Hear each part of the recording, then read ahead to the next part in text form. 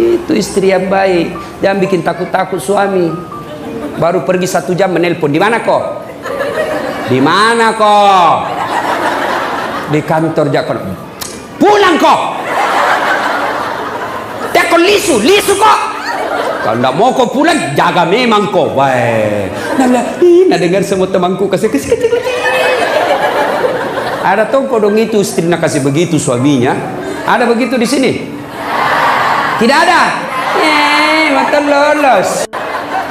Nah bilang nih suaminya kau dong, ada jauh di kantor ini ada. Dia bilang, foto dulu pale baru kirim nih.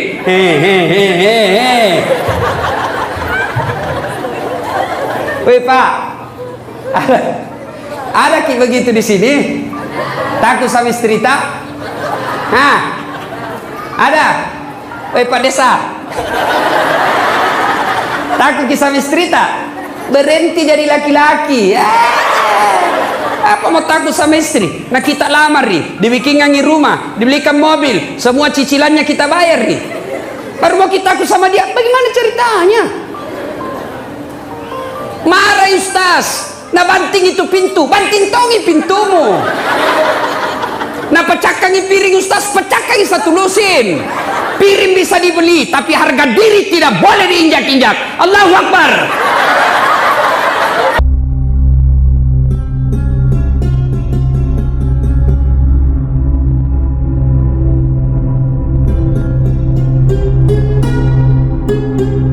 Ibu bapak, saudara-saudara sekalian yang saya hormati, saya mau cerita. Nah, ketika Rasulullah Sallallahu Alaihi Wasallam usia 40 tahun, Rasulullah kemudian menerima wahyu di Gua Hira. Gua Hira ini kurang lebih 7 kilo dari kota Mekah. Naiklah Nabi ke Gua Hira, datang malaikat Jibril. Malaikat Jibril memeluk Nabi. Nah pakai Nabi tak, dia peluk. Lalu Jibril berkata, Iqra, baca. Nabi bersabda, saya tidak tahu membaca. Malaikat Jibril ulang lagi, Iqra, baca. Saya tidak tahu membaca. Jibril ketiga kalinya makin dipeluk sampai Nabi sesak napas, hampir tidak lagi bisa bernapas. Lalu Jibril berkata, Iqra, baca. Nabi mengikuti. Iqra bismi rabbikal ladzi khalaq sampai ayat kelima. Menggigil Nabi, mekkei. Tahu mekke toh? Tahu? Itu bahasa Perancisnya dingin. Oh, pulang Nabi, ketuk pintunya. Assalamualaikum warahmatullahi wabarakatuh. Istriku sayang. Dia buka pintu. Wih, abangku sayang. Nah ini istri yang baik. Pulang suami bukakan pintu, cipikan. Suami ita ji. Pernah dikasih gitu suami ita ibu? Pernah jadi. Kalau perlu kasih itu bekas gincu. Tempel Ibu, tahu ndak sedekahnya ibu-ibu kepada suami? Sedekahnya suami kepada ibu tiap hari. Bapak-bapak ini yang di luar, tahu ndak sedekahnya suami kepada istri setiap mau keluar? Apa sedekahnya? Nabi setiap mau keluar, dia cium jidatnya istrinya.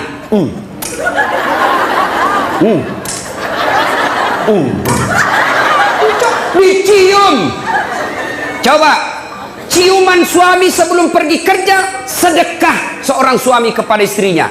Maka bapak-bapak mulai besok sedekahlah sebelum keluar rumah. Kalau nak lupa suami tak ibu, kalau nak lupa suami tak, kasih ingat, Pak, sedekah. Sini kok aku sudah kai kok. Tapi ibu juga harus cantik. Mau disedekahi baru banyak osing. Mau disedekahi bau kalepanya, kariwil rambutna, kuning gigina. Nah bila suami tak, jauh-jauh kau deh. Ya. Datang Nabi Khadijah. Lalu Nabi berkata, wahai istriku, dingin aku dong, menggigil kak, selimuti saya. Masya Allah. Bu, ale bu, ku tanya ki dulu. Ini misalnya toh 3 hari 3 malam tidak ada suamita, ditelepon tidak aktif HP-nya, dicari tidak tahu kemana, tiba-tiba datang menggigil. Ibu selimuti kak? Kira-kira kita selimuti bu? Oh ibu, kita selimuti? Tidak. Paling selimuti kak? Langsung, dari mana kok? Langsung diinterogasi. Selimuti kak ibu? Langsung dia bilang, cik dakor. Itu Khadijah, suaminya 3 hari 3 malam keluar, pulang kedinginan. Wahai istriku, selimuti saya. Khadijah menjawab, sami'na wa ata'na, saya dengar dan saya taati. Maka hikmah pengajian pertama ibu, pulang ki pengajian ini, apapun nak perintahkan ki suamita, selama tidak bertentangan agama, wajib ibu ikuti. Saya ulang, apapun nak perintahkan ki suamita, selama tidak bertentangan dengan agama, ibu wajib mengikutinya. Dosa kalau tidak ikut. Tahu? Bu, pakai kok jilbab. Siap. Jangan yang sampi-sampi. Siap. Jangan yang pendek-pendek. Siap. Kalau ibu tidak lakukan, bukan cuma dosa kepada Allah, tapi juga dosa kepada suami.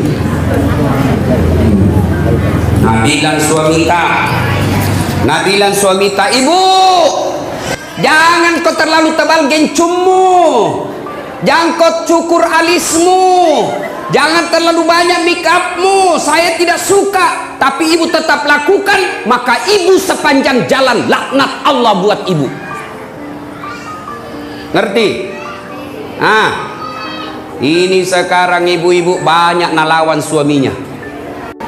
Kecuali, dengar, kecuali suamita na perintah ke yang bertentangan agama. Contoh, bu, dan saya mau pakai jilbab deh. Jelek kok kuliah kalau pakai jilbab kok. Sudah mi, buka itu jilbabmu supaya kelihatan itu rambutmu yang berombak-ombak, supaya kelihatan itu lehermu yang telu, supaya kelihatan itu seksi badanmu. Maka suami seperti ini tidak wajib ditaati. Ya, ibu apa? Sudah milah. Piko dulu berdika anu domeng. Mau kak berjudi, maka perintah seperti ini tidak wajib diikuti.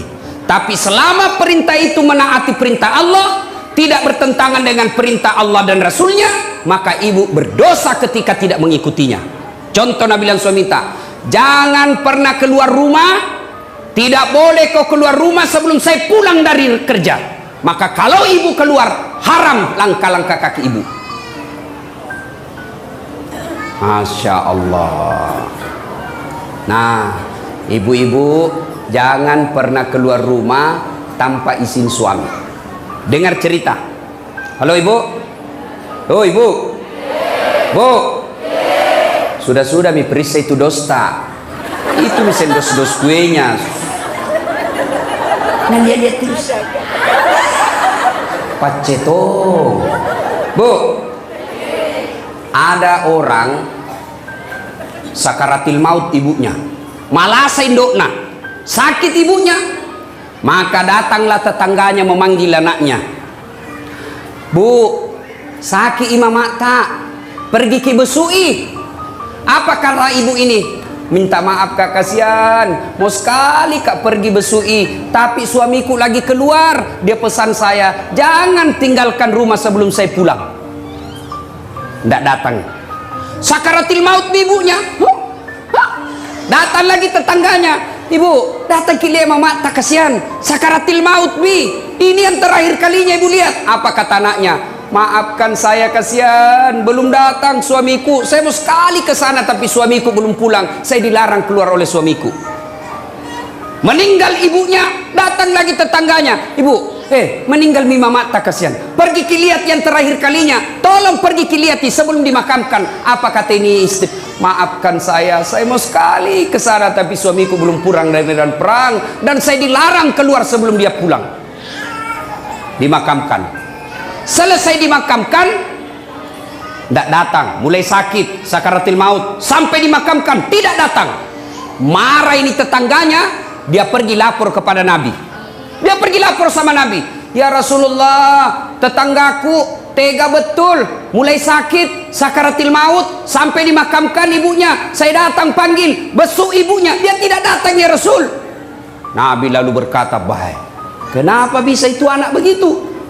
Kenapa bisa dia tidak datang? Lalu ini berkata, dia tidak datang karena dilarang suaminya keluar. Katanya suaminya pergi medan perang, lalu dipesan sama suaminya, jangan pernah keluar rumah sebelum saya pulang. Maka itu ibu tidak datang. Apakah Nabi marah? Apakah Nabi marah? Tidak. Nabi lalu bersabda, diampuni seluruh dosa ibu yang meninggal karena punya anak yang taat sama perintah suaminya. Masih ada ibu-ibu begini sekarang? Woi, masih ada? Oh, kasihan. Baru 10 menit pergi suaminya, na telepon temannya, datang mago. Cepat kok, tidak ada mi suamiku. Maka ibu-ibu saya heran, di mana-mana masjid ramai majelis taklim. Di mana-mana ramai majelis-majelis taklim. Bahkan setiap masjid ada majelis taklimnya. Tapi anehnya, kenapa ibu-ibu sekarang banyak yang tidak tahu taat sama suaminya?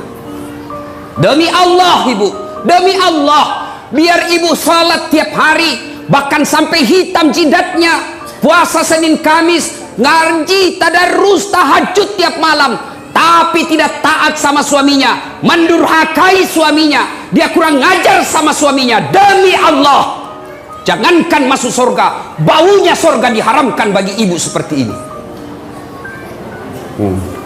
Kenapa bisa Ustaz? Kenapa bisa begitu? Tahu, ibu harus tahu. Kenapa? Karena kami suami yang tanggung ibu nanti di akhirat. Ketika ibu melanggar, ketika ibu bikin dosa, kami suami yang tanggung dosanya ibu sebagai kepala rumah tangga. Beda ibu-ibu. Ibu-ibu taat ibadah, rajin sholat, tutup aurat, Senin Kamis puasa. Suaminya tukang judi, suaminya koruptor, suaminya pemabuk, suaminya pengedar narkoba, suaminya tukang tipu. Tapi istrinya soleha, demi Allah istrinya tetap masuk surga, suaminya dibakar di neraka, tidak ada hubungan. Maka ibu, jangan keluar rumah tanpa izin suami. Jangan lakukan apa-apa tanpa izin suami. Kenapa? Karena suami yang tanggung ibu nanti ketika di akhirat. Maka bersyukur ibu-ibu yang punya suami. Kenapa? Karena itulah nanti yang lindungi ketika di akhirat. Maka hargai suami tak, jangan hina suami tak gara-gara dia miskin. Ini banyak ini istri kurang ajar sama suaminya, mentang-mentang agato iko, ku taunya kok, nu lamar ka dulu anu di seperangka ala sholat, ndak nu belikan rumah. Rumah lagi bapakku ini nu tempati. Kamu juga saja selain belikan ko baju, pensiun mako, ndak ada gajinu.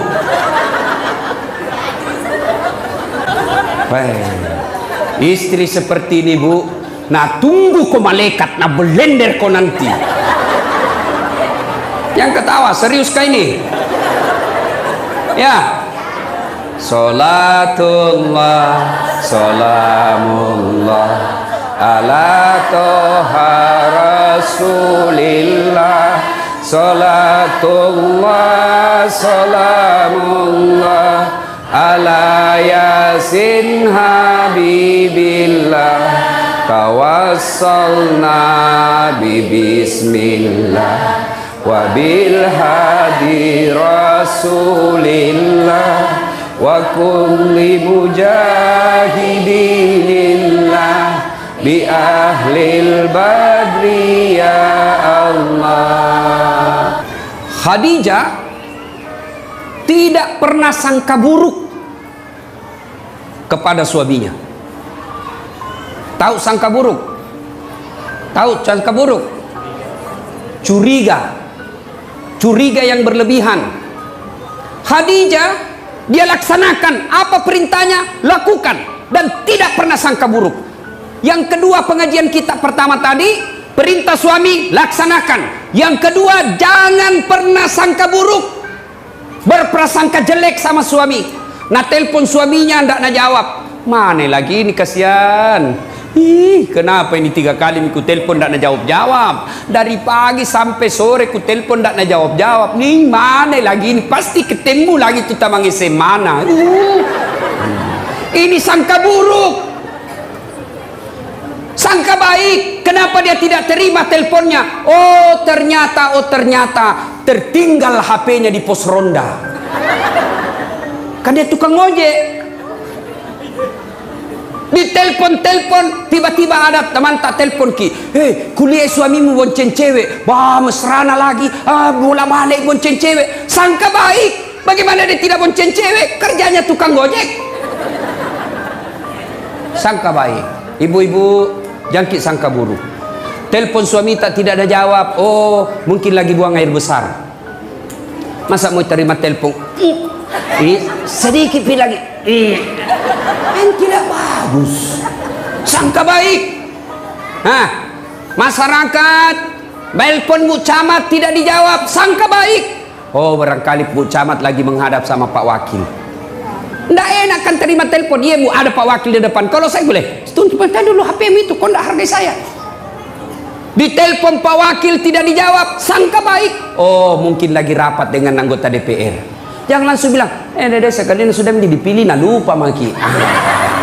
Sangka baik.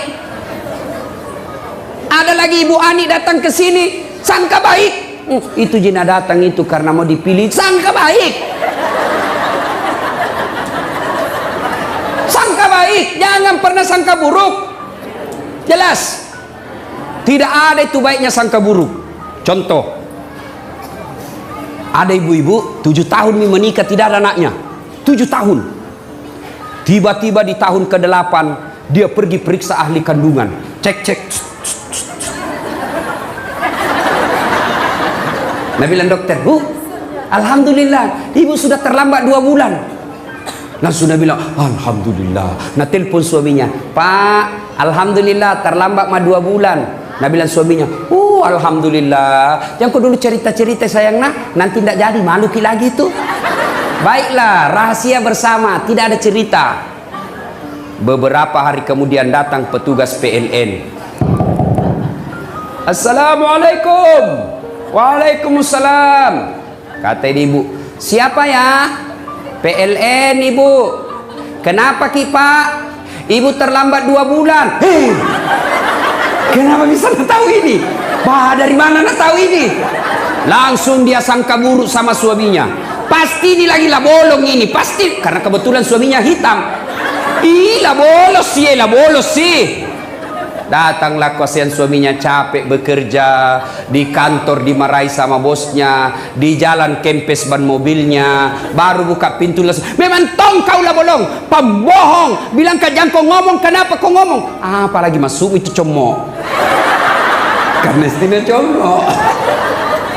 Terjengkel tong orang capek, langsung kini bilangi bolong, nah balas nih mana ke comok, baru orang datang capek-capek mengamuk-ngamuk. Kenapa di itu PLN bisa tahu saya terlambat 2 bulan? Pasti kau yang cerita. Nah kita aja berdua. Nah kenapa bisa nak tahu PLN? Bukan saya kasih tahu.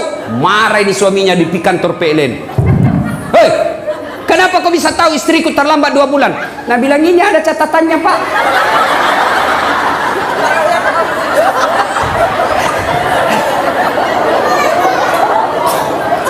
Nah bilang hapus itu. Ada apa cacat-cacat? Hapus sih.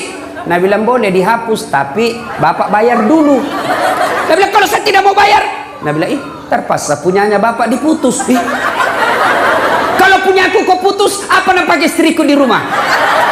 Nah bilang terpaksa istri tak pakai lilin. Coba, inilah akibat bersangka buruk. Ya, berapa banyak rumah tangga berantakan, yang akhirnya terjadi perceraian, yang akhirnya jadi perpisahan yang tidak nyaman. Anak jadi korban, mau ke bapaknya, bapaknya sudah punya istri. Mau ke mamanya, mamanya punya suami, lalu akhirnya anaknya jadi korban dunia akhirat. Siapa yang bertanggung jawab? Dua orang tua ini ketika anaknya nanti masuk neraka. Gara-gara apa sebabnya? Sangka buruk, sangka baik. Ibu-ibu, tidak ada itu enaknya sangka buruk, sangka baiklah.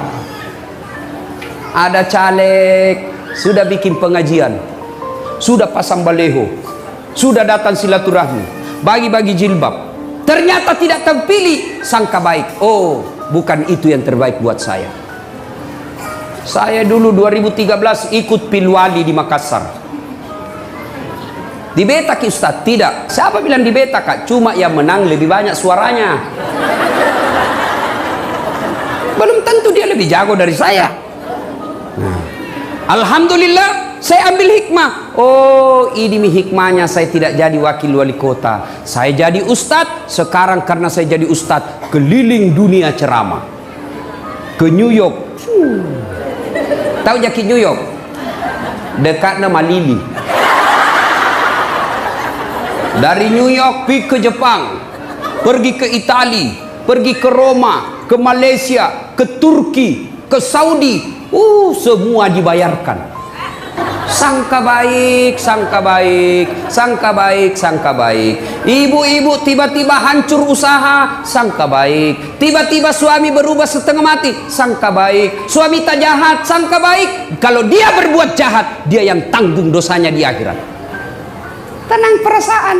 Piga mau meruntuk tu mak bele ko Andre ko tu runtuk mak ko mak bele ko mak. Ya, ibu-ibu, kalau ini rumus kita pakai, sangka baik, tenang perasaan. Kalau kita selalu sangka buruk, belum terjadi kita sudah sangka buruk, begini nanti, begini nanti, begini nanti, maka ibu akan sengsara, tidak bisa tidur. Ibu itu Khadijah, sebelum menikah sama Nabi, beliau janda terkaya di Mekah. Ada janda kaya di sini? Hah? Ada? Saya cuma bertanya. Jangan maki bilang ustaz cari janda. Tidak. Kaya. Ketika beliau sakaratil maut. Tahu sakaratil maut? Tahu ibu? Nah ini muka-muka sakaratil maut semua ini. Masya Allah. Masya Allah. Habis hartanya Khadijah untuk bantu dakwanya Nabi, tapi minta serban, malu sama suaminya, malu. Kira-kira ada istri di sini malu minta sama suaminya? Woi, ada, ini, ada. Jangankan minta, nak curi. Sudah nak simpan baik-baik suaminya, nak dapat semua. Ini banyak sekarang perempuan pintar cari duit. Sudah disembunyi masih nak dapat. Ada lawannya kasihan honor, pegawai honor, gaji kan semua langsung ke istrinya. Tiba-tiba dikasih uang sama Pak Wakil Bupati. Ibu Nur Aini bilang, ibu Anik bilang, ini dari Pak Wakil. Nah, pegawai honor kasihan. Wih gembira. Nah bilang ini rezekiku, karena bukan gajiku, bukan uang istriku. Nah simpanlah ituannya, nah lipat-lipat. Baru nak kasih masuk kantong plastik. Baru naik kak benang. Tuh, mau nak simpan di bawah tempat tidur. Nah dapat inilah comok. Akhirnya apa? Di bawah karpetnya tempat tidur nak simpan. Istrinya kasih bersih kamar, sapu. Ih, ada kompe-kompe. Diikat benang, nak buka. Ih, uang. Langsung berteriak sama suaminya, Pak, uang apa ini?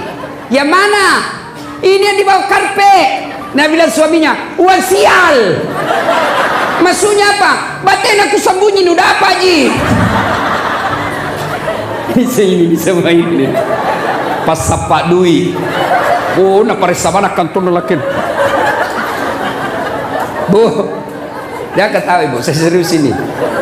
Hei bu, kalau ambil uang di dompet, kalau ambil uang di kantong, sampaikan kepada suami. Meskipun dia ibu sudah di kantong, mi kan tidak bisa mengambil kau di kantong tak mi. Di dalam kantong pipir kasih tahu. Kenapa? Nanti kasihan dia kira ada uangnya di dompet, sampai di warung kopi, sampai di pompa bensin, sampai uang makan, nah peresa. Mati nih bro, malu maki ini. Lah como sih, perbuatannya sih lah como ibu.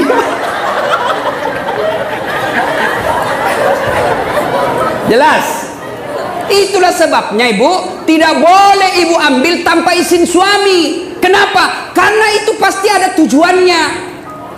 Mengelola keuangan rumah tangga itu ada materinya, ada manajemennya.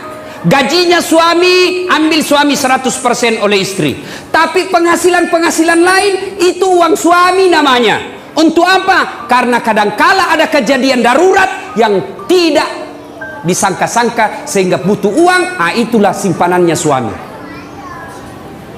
Gajinya suami, pembeli beras, pembeli ikan, pembeli lauk pauk, pembeli lain-lainnya. Tapi ketika tiba-tiba mobil tabrakan, pak, tidak mungkin uangnya gajinya dari istri yang sudah diambil, maka itulah simpanannya suami. Maka ibu jangan ambil ketika ada simpanan suami, karena itu pasti ada tujuannya disimpan suami tak.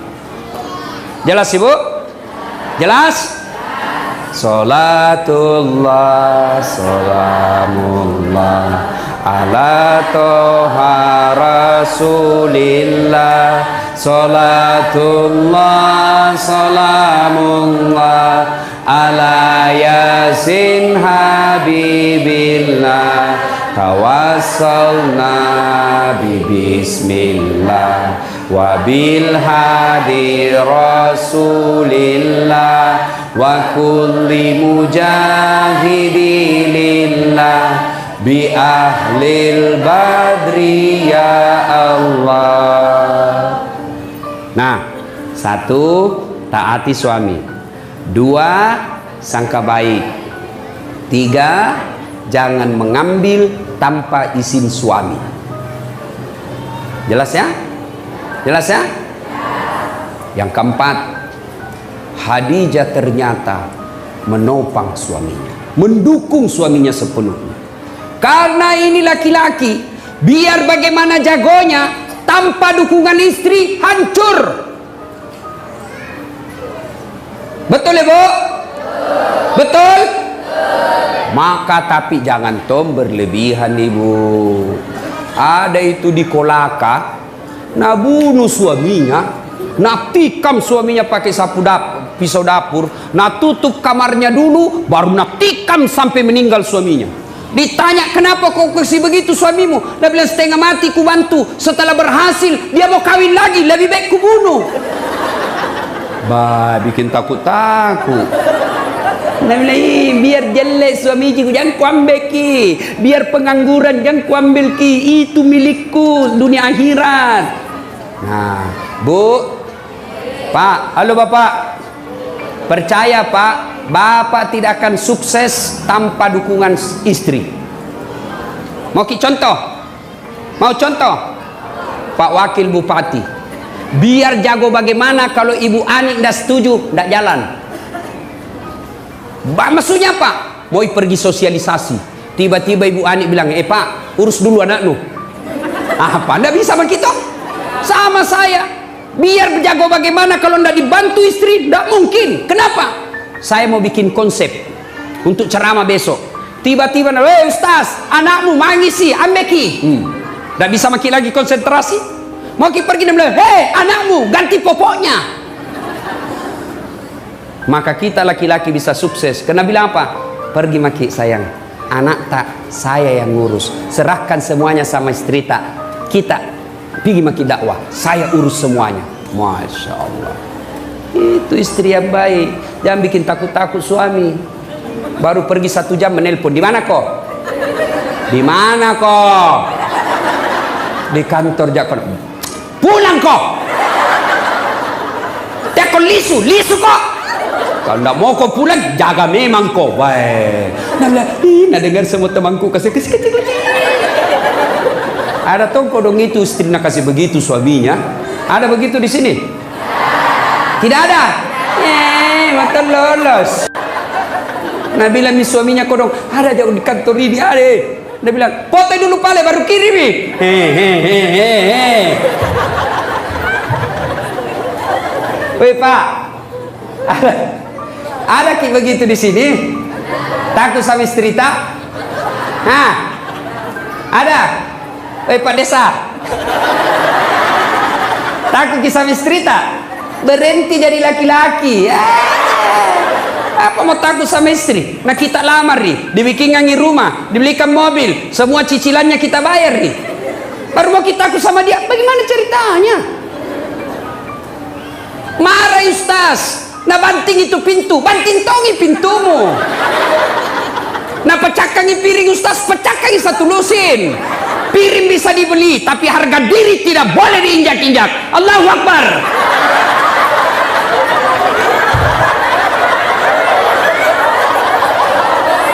Iya Pak, setuju? Nah bilang mak jallo aja Ustaz, mak jallo nah pecahkan televisi, pecahkan televisi supaya berhenti menonton. Televisi bisa dibeli, tapi harga diri sebagai laki-laki jangan kau injak-injai. Baik. Allahu Akbar. Nah bilang orang, jadi Ustaz tidak takut sama istri, takut bilang, apa aku takut sama istriku? Cuma istriku lebih berani dari saya.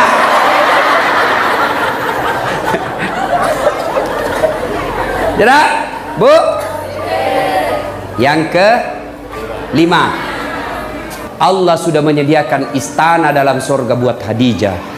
Istana dalam sorga untuk Khadijah yang terbuat dari mutiara.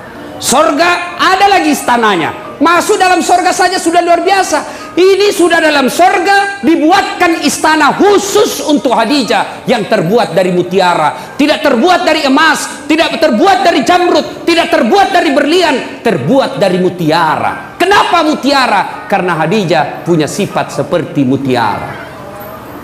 Tahu sifat mutiara Ibu? Tahu mutiara Ibu? Tahu mutiara? Itu mutiara hidup di dasar laut. Apa yang masuk dalam perutnya? Perut mutiara itu kan daging lembut. Apa yang masuk ke dalam perutnya? Kerikil-kerikil, pasir-pasir masuk ke dalam perutnya. Bayangkan kalau pasir ketemu kulit-kulit mutiara, lalu dia bungkus, dia tutup cangkangnya, dia olah itu pasir yang sakit, yang padis, yang mengerikan, tapi mutiara dia tutup rapat-rapat cangkangnya. Beberapa saat kemudian keluar yang pasir dan kerikil tadi menjadi mutiara, perhiasan yang semua orang menginginkannya.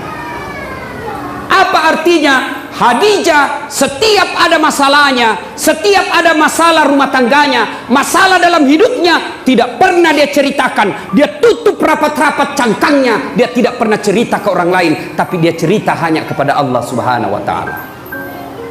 Maka pengajian kita yang kelima adalah, Bu, ada masalah jangan cerita ke tetangga, jangan cerita ke keluarga, lebih baik cerita kepada Allah. Bagaimana caranya? Tunaikan sholat, tingkatkan kesabaran.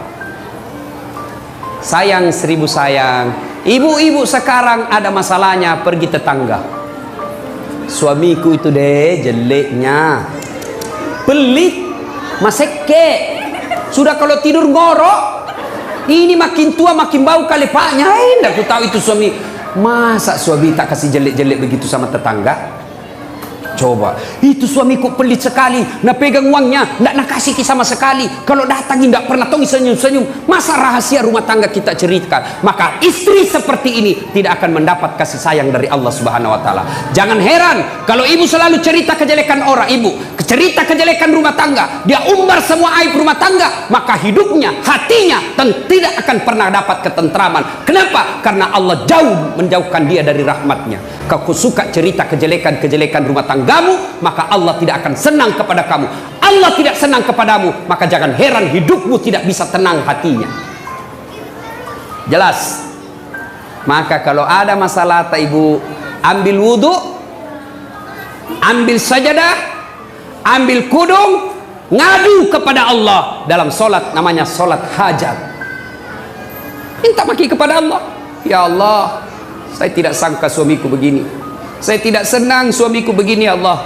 Tapi inilah jodohku ya Allah. Engkau yang menentukan jodohku. Saya tidak senang laki-laki seperti ini, tapi Engkau berikan saya seperti ini. Maka berikan saya kesabaran ya Allah. Kuatkan hatiku, tingkatkan kesabaranku ya Allah, agar ini bisa kulalui secepatnya.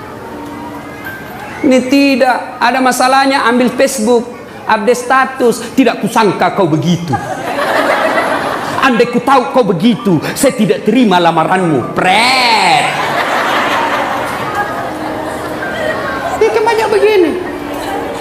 Apalagi, coba ku tahu begini tidak mau kawin sama kau. Apalagi tidak mau naduami anakmu. Jelas, ibu-ibu. Ada di sini rumah tangga tidak ada masalahnya? Ada? Ada? Tidak ada orang tidak ada masalahnya. Tidak ada. Contoh, cicilan belum lunas, anak tidak dapat kerja, suami makin kajili-jili, motongi cantik istri, motongi mulus muka, penuh dengan masalah. Maka masalah itu bukan masalah. Masalah kita adalah bagaimana mengatasi masalah. Mengatasi masalah tanpa masalah. Weh, ini warna pegadaian ibu-ibu ini. Bu, ada masalah tak, ngaduki kepada Allah. Dalam cara apa Ustaz?